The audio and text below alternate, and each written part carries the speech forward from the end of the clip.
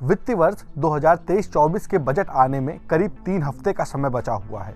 Budget को लेकर अभी से चर्चा होने लगी है। महंगाई के दौर में नौकरी पेशे वाले लोगों को इस बार के बजट से काफ़ी अपेक्षाएं हैं, जिसमें capital gain tax, home loan के लिए छूट की सीमाएं में बढ़ोतरी के साथ कई अन्य तरह की राहत शामिल हैं। आइए जान लेते हैं वित्तीय वर्ष 2023-24 के बजट में क्या महंगा हो सकता है और कहां सरकार की तरफ से राहत मिल सकती है। नमस्कार, मैं कौशल और आप देखना शुरू कर चुके हैं द देश। वित्त मंत्री निर्मला सीतारमण की ओर से 1 फरवरी को बजट पेश किया जाना है। इस बार का बजट काफ़ी महत्वपूर्ण माना जा रहा है। ऐसा इसलिए क्योंकि ये मोदी सरकार के दूसरे कार्यकाल का आखिरी पूर्ण बजट होने वाला है। इसमें कई तरह के सामान पर इंपोर्ट ड्यूटी बढ़ाने की घोषणा की जा सकती है। सूत्रों के मुताबिक सरकार की तरफ से 35 से अधिक चीज़ों के आयात पर टैक्स बढ़ाया जा सकता है। खबरों की माने तो सरकार ने ऐसे सामान की एक लिस्ट तैयार कर ली है, जिनमें प्राइवेट जेट्स, हेलीकॉप्टर, महंगे इलेक्ट्रॉनिक्स आइटम, प्लास्टिक का सामान, ज्वेलरी, हाई ग्लॉस पेपर, तंबाकू और विटामिन शामिल हैं।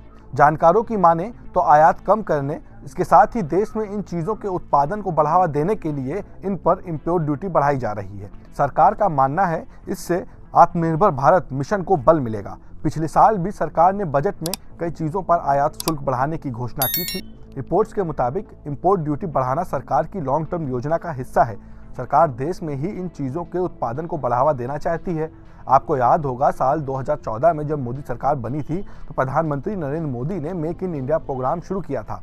इसका मकसद था भारत में ज़्यादा से ज़्यादा चीज़ों का उत्पादन शुरू हो सके और भारत आत्मनिर्भर की ओर बढ़ सके। इसके बाद सरकार की तरफ से कई चीज़ों पर इंपोर्ट टैक्स बढ़ाया गया। पिछले साल के बजट में लिमिटेशन ज्वेलरी, छातों और ईयरफोन्स पर इंपोर्ट ड्यूटी बढ़ाई गई थी। वहीं सोने पर भी आयात शुल्क बढ़ाया गया था। मोदी सरकार 2023-24 के बजट के दौरान नौकरी पेशा लोगों को बड़ी राहत दे सकती है। विशेषज्ञों के मुताबिक सरकार टैक्स स्लैब में बदलाव कर सकती है, जिससे लोगों को बड़ी राहत मिलने की संभावना है। मौजूदा समय में एक वित्तीय वर्ष में 2.5 लाख रुपए तक की आय वाले लोगों को आयकर की छूट के दायरे में रखा गया है। वहीं इस बार इसके 5 लाख रुपए होने की संभावना है। अगर सरकार ऐसा करती है तो जरूर ही सरकार की तरफ से नौकरी पेशा लोगों के लिए यह एक बड़ा तोहफा होगा। इस खबर में फिलहाल इतना ही। आपके लिए खबर लिखी थी हमारे सहयोगी सर्वजीत ने। अगर आपको यह खबर पसंद आई हो तो चैनल को लाइक और सब्सक्राइब करना ना भूलें। नमस्कार।